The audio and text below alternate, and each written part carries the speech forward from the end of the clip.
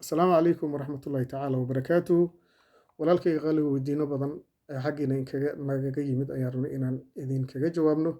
Mashinahan ayaad ku wararteen labadan saacadood ee selectorka ah.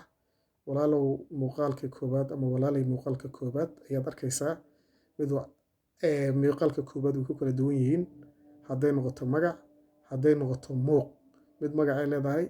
midna magac la'aan waaye. Midabkay ku kala duwan yihiin. Sidaas oo kale waxay ku kala duwan yihiin labada waa shidan yihiin labada mashin markay shidan yihiin calaamadaas soo muuqanayso halka xariijin iyo xagga xariijin way ku kala duwan yihiin. Iftiinkan layrarkan way ku kala duwan yihiin. Tan DMT ay ku qorantaa calaamada leh muuqaalkeeda waxba kama soo dusayaan ama ilayskaan ka wada ilayskaan shucaac ama indhaha kuma soo gudbinayso tana shucaac leh indhaha mataqaana u soo gudbaysaa. Sidaas oo kaleeto waxaad arkaysaa godadkan saddexaad tan bool ay leedahay ama mataqaana masuuta meel laga dhuujin karo tanina mataqaana masuutahay ma leh oo waad arki karaysaan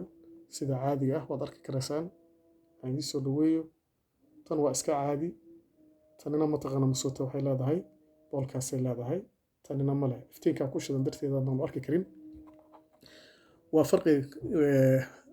mataqaana masuuta kale tood arkaysaan waxa kale tood arkaysaan afafka midna waa qalin midna waa maar haddaba mataqaana midaan calaamada la walaal afkeedu waa maar walaal afkeedu maar ayuu ka samaysan yahay si aad u aragtaan afkan uu idin mataqaana masuuta si nadiif ah kugu muuqdo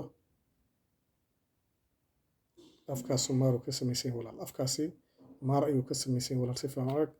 halka afkan kaleetana uu ka samaysan yahay qalin waa qalin walaal waa arki karaysaa qalin uu ka samaysan yahay aadaad ugu jeedaan u malaynayaa tana wuxuu ka samaysan yahay qalin ayuu ka samaysan yahay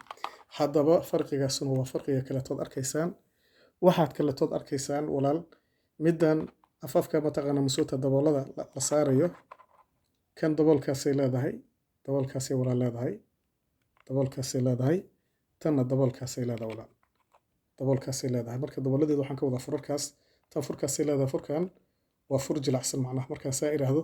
wuu jilacsan yahay walaal waad arki karaysaa fur jilacsan waaye oo afka haddii rabo mataan wax gaari karaan laakiin tan wuu adag yahay markaan kuu furo walaal waa midda maarta ah ee mataqaana masuuta calaamada leh astaanta leh furkeedu walaal waxaa weeye ma jabayo si kastoo mataqaana masuuta uu waxayo ama mataqaana masuuta uu raabargareeyo uu adkeeyo